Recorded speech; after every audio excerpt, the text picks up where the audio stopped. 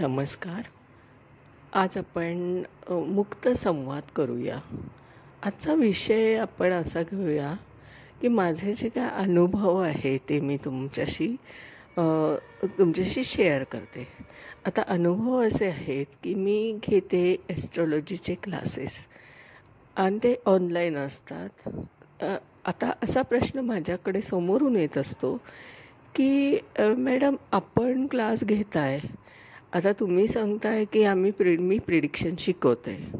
तर प्रिडिक्शन तुम्ही 3 दिवसात कसं काय शिकवतात? आणि ते कसं पॉसिबल आहे? असा प्रश्न माझ्याकडे येतो आहे.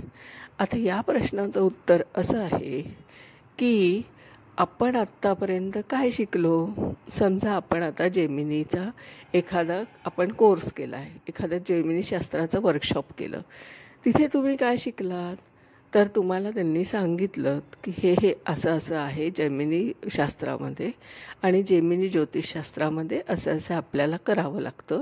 तिथे आहे अरुढा लग्न वगैरे आणि आपण ते कॅल्क्युलेट करत असतो आणि ते कॅल्क्युलेशन फक्त थिअरी बेस असतं.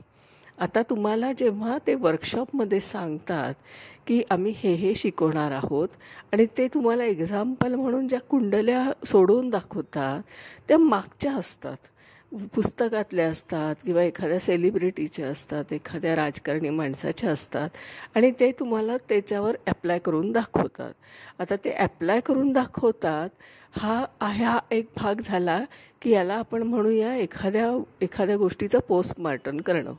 आता पोस्टमॉर्टम करणं म्हणजे काय, की आपण एखादी सेलिब्रिटीची कुंडली घेतली आणि त्याचं तर ओपन बुक आहे ना. तुम्हाला सगळ्याला माहीत आहे, की त्याची हिस्ट्री काय आहे आणि मग आपण त्याच्यात कोणतं असं मोठं ज्योतिषशास्त्राचं लॉजिक लावून शिकवतो आहोत, तर तसं काही नसतं. आता माझ्यासमोर मी असं चॅलेंज घेत असते, की तुम्ही कोणतीही कुंडली तुमच्यापैकी द्या. तुम्ही कोणाचीही कुंडली द्या. मी त्याच्यावर तुम्हाला जेमिनी ज्योतिषशास्त्र शिकवून दाखवते. ॲप्लाय करून दाखवते आणि उत्तरं काढून दाखवते. हे खरं चॅलेंज आहे. तुम्ही मागच्या कुंडल्या जर शिकवणार असाल आणि त्याच्यातून लोकांना जर घडवणार असाल, तर त्याच्यातून कोणत्या गोष्टी ते घडत असतात? घडतच नाही. कारण त्यांच्यासमोर येणारे लोकं हे जातक जे काय त्यांच्याकडे क्लायंट येणार आहे, ते वेगळे प्रश्न घेऊन येणार आहे. त्यांच्या प्रश्नांची उत्तरं त्यांना शोधता आली पाहिजे, इतकं त्यांना सक्षम बनवलं पाहिजे आपल्याला. आणि ते न करता आपण त्यांना जर पंडित नेहरू, इंदिरा गांधी, लता मंगेशकर अशा काही कुंडल्या किंवा सेलिब्रिटीच्या सोडून दिल्या, बाकीच्या आपण काही कुंडल्या घेतल्या जनरल, की या व्यक्तीचं असं झालं आहे, या व्यक्तीला असं झालं आहे. हे सांगणं म्हणजे काय आहे, की तुम्ही फक्त जुन्या गोष्टी त्यांना सांगताय, पण तुम्ही आत्ता काय त्यांच्यासमोर चॅलेंज आहे. आता क्लासमध्ये कसं असतं, की समोरच्या व्यक्तीने जी कुंडली तुमच्यासमोर दिली आहे, त्याच्यावर तुम्ही जेमिनी ज्योतिष ॲप्लाय करून दाखवा आणि त्याच्यावर तुम्ही ते सगळं ॲप्लाय केलेलं आणि रिझल्ट ओरिएंटेड दाखवा आणि मग त्या व्यक्तीला पटतं, की नाही हे शास्त्र आपण शिकतो हे बरोबर शिकतो आहे. आणि मग याच्यासाठी काय लॉजिक असतं, तर याला कमी थिअरी करावी लागते, जी लागते तेवढीच थिअरी घ्यावी लागते, हे सगळं विचारात घ्यायला लागतं.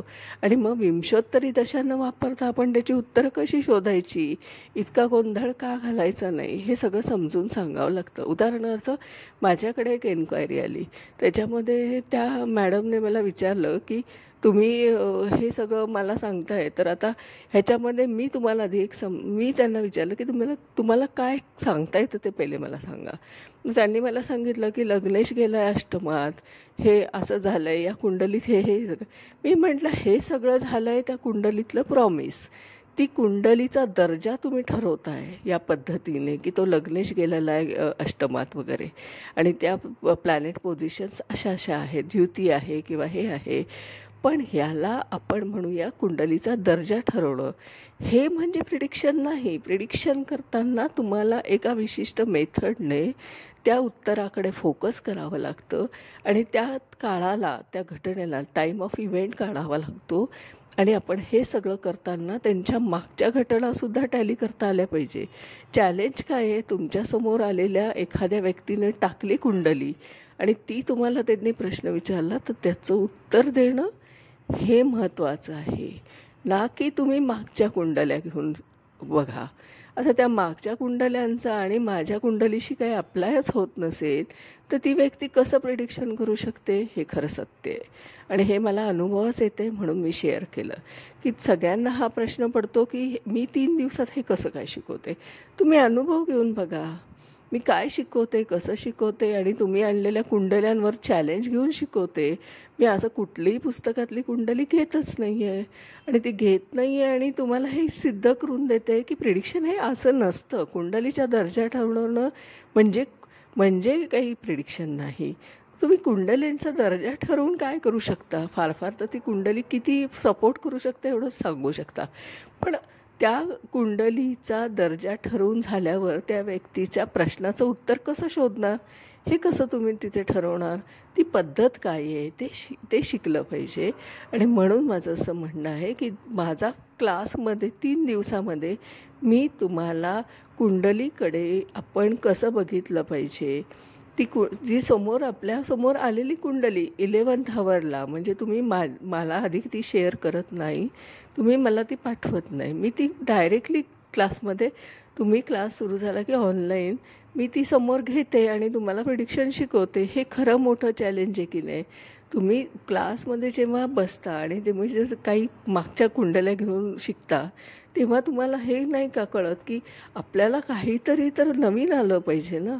आपण या कुंडलीकडे बघितलं पाहिजे ना. मी माझी स्वतःची कुंडली घेतली तर त्याच्यावर मी कसं ॲप्लाय करणार आहे हे सगळं.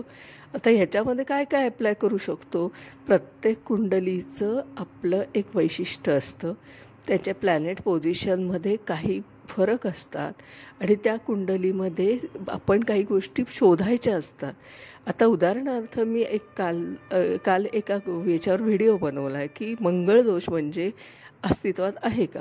आता मंगळदोष अस्तित्वात नाही असं म्हणण्याचं कारण असं आहे की तुम्ही एखाद्या कुंडलीमध्ये स्थानामध्ये तो मंगळ ग्रह दिसला म्हणून त्याला तुम्ही मंगळदोष म्हणणार का. आता तो आहे सप्तमात आहे म्हणा उदाहरणार्थ, पण तो किती डिग्रीवर आहे तर फळ देईल, किंवा तो कोणत्या नक्षत्रात आहे तेव्हा फळ देईल. तुम्ही फक्त एका स्थानाशी संबंधित नाही बोलू शकत, तुम्हाला काहीतरी सिद्धता द्यायला लागणार त्याला की हे मंगळदोष याच्यामुळे घडतोय. आणि हे सिद्ध आपण करू शकत नाही कारण आपण ठोकळा कुंडलीवर हा अभ्यास करायला बसलो आहे. हा ठोकळा कुंडलीवर जो काय आपण वेग असा अभ्यास करतो आहे हा चुकीचा वाटतो. कारण मंगळ ग्रह नुसता सप्तमात आहे म्हणून मंगळदोष आहे हा या वाक्याला पूर्णपणे काही अप्लायच होऊ शकत नाही. तो किती डिग्रीवर आहे, कोणत्या नक्षत्रात आहे, कोणत्या नवमासमध्ये, तर तुम्ही हे सिद्ध करू शकतात की त्याला मंगळदोष म्हणायचा. काही पॅरामीटर तर पाहिजे की नाही की हे याला मंगळदोष म्हणायचा आहे. डेफिशियन्सी कशी आहे की तुम्ही पर्टिक्युलर काही बोलतच नाही आहे, तुम्ही वेग बोलताय आणि ते वेग बोलणं चुकीचं आहे. कारण आपण नुसतं स्थानामध्ये असला म्हणजे त्याला मंगळदोष म्हणणं आणि त्याचे काय अनुभव काहीतरी आहे असे वगैरे सिद्ध करणं हे सिद्धच होऊ शकत नाही आहे. हे याच्यामुळे मी तो कालचा एक व्हिडिओ बनवला की मंगळदोष मला फक्त थिअरी पार्ट वाटतो आहे.